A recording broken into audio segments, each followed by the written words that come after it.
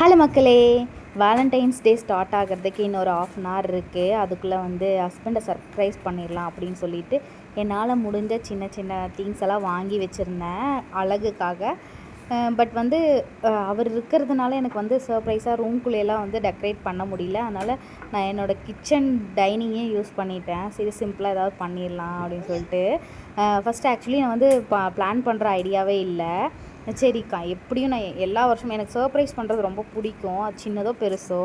அதனால் சரி, நம்மளால் முடிஞ்சது என்னவோ அதை பார்த்துக்கலாம் அப்படின்னு சொல்லிட்டு கொஞ்சம் கொஞ்சம் திங்ஸ் எல்லாம் வாங்கி வச்சுருந்தேன். அப்புறம் வீட்டில் இருக்க கொஞ்சம் அழகான திங்ஸ் எல்லாம் எடுத்து இதுக்குள்ளே டைனிங்கில் வச்சு அதை கொஞ்சம் நீட் பண்ணிவிட்டு, அப்புறம் நான் மீஷோவில் தான் இந்த ஹார்டின் பலூன்ஸ் எல்லாம் ஆர்டர் பண்ணியிருந்தேன். அது எப்போவோ ஆர்டர் பண்ணி வச்சுருந்தேன். அதுக்கப்புறம் மறுபடியும் அதெல்லாம் ஊதி எடுத்துகிட்டு அழகாக அதில் போட்டுட்டு, அதுக்கப்புறம் ஃப்ரிட்ஜுக்குள்ளே பார்த்தீங்கன்னா ரோஸ் பூ நிறையா இருந்தது. சரி, நான் ரோஸில் முன்னாடியே எனக்கு தோணிகிட்டு இருந்தது அந்த ரோஸ் வச்சுட்டே இருக்கோமே அப்படின்னு சொல்லிட்டு.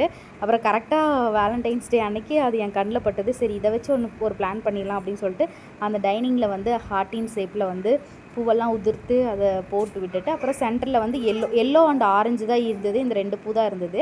அந்த 2 பூவையும் ஃபஸ்ட்டு ஆரஞ்சு கலர் இது கொடுத்துட்டு உள்ளே எல்லோ கோட்டிங் கொடுத்துட்டு, அதுக்கப்புறம் கேக் நம்ம என்ன பண்ணலாம் அப்படின்னு யோசிச்சுட்டு இருக்கும்போது தான் எனக்கு இந்த தர்பூசணி பழம் ஞாபகம் வந்தது. ஒரு ரீல்ஸில் பார்த்துருந்தப்ப அவங்க தர்பூசணியில் அழகாக கேக் பண்ணியிருந்தாங்க.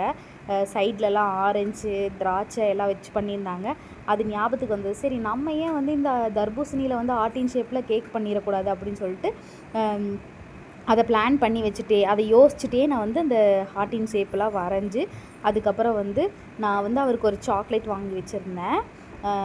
அது எதுக்கு வாங்கினேன்னா, ஃபஸ்ட்டு நாமளே ப்ரௌனி பண்ணிவிட்டு அன்றைக்கி நைட் சர்ப்ரைஸ் பண்ணலாம் அப்படின்னு நினச்சிட்டு இருந்தேன். ஆனால் தீராக்குட்டியை வச்சுட்டு அது சுத்தமாக முடியல. ஏன்னா எப்போ ஸ்டார்ட் பண்ணணும்னு தோணுனாலும் அப்போ கரெக்டாக தூங்கிட்டு இருக்கிற டைம் உருட்டுனா எந்திரிச்சிருவா. அதுக்கப்புறம் எந்திரிச்சதுக்கப்புறம் சுத்தமாக முடியவே முடியாது. ஏன்னா என் கால் பின்னாடியே சுற்றிட்டுருப்பா. அதனால் எந்த சர்ப்ரைஸும் பண்ண முடியலையேன்னு ஒரே இது. போன வருஷம் என்னடான்னா தீராக்குட்டி பிறந்துட்டாங்க. அதனால் எந்த சர்ப்ரைஸுமே பண்ண முடியல, வெளியவே போக முடியல. இந்த வருஷம் என்னென்னா இவ நடந்துட்டா, ஒன்றுமே பண்ண முடியல. யாருக்கிட்டையும் விட்டுட்டு போக முடியாது. நான் மட்டும்தான் இருக்கிறதுனால யாருக்கிட்டையும் விட்டுட்டு போக முடியாது. ஏதாவது வெளியே போய் வாங்கணுனாலும் ஹஸ்பண்ட் தான் வாங்கிட்டு தருவாங்க. அப்புறம் ஹஸ்பண்டே வாங்கிட்டு கொடுத்து எப்படி சர்ப்ரைஸ் பண்ணுறதுன்னு தெரியாது. ஏன்னா அவர் கண்டுபிடிச்சிருவார். அதனால் சரி, நம்மக்கிட்ட இருக்கிறத வச்சு பண்ணிடலான்னு சொல்லிட்டு தான் இந்த மாதிரி ப்ரிப்பரேஷன் பண்ணிகிட்டு இருந்தேன். அப்புறம் மாமனார்கிட்ட மட்டும் ஒரு சாக்லேட் வாங்கிட்டு வாங்கன்னு சொல்லி வச்சுருந்தேன். அவர் வாங்கிட்டு கொடுத்துருந்தாரு.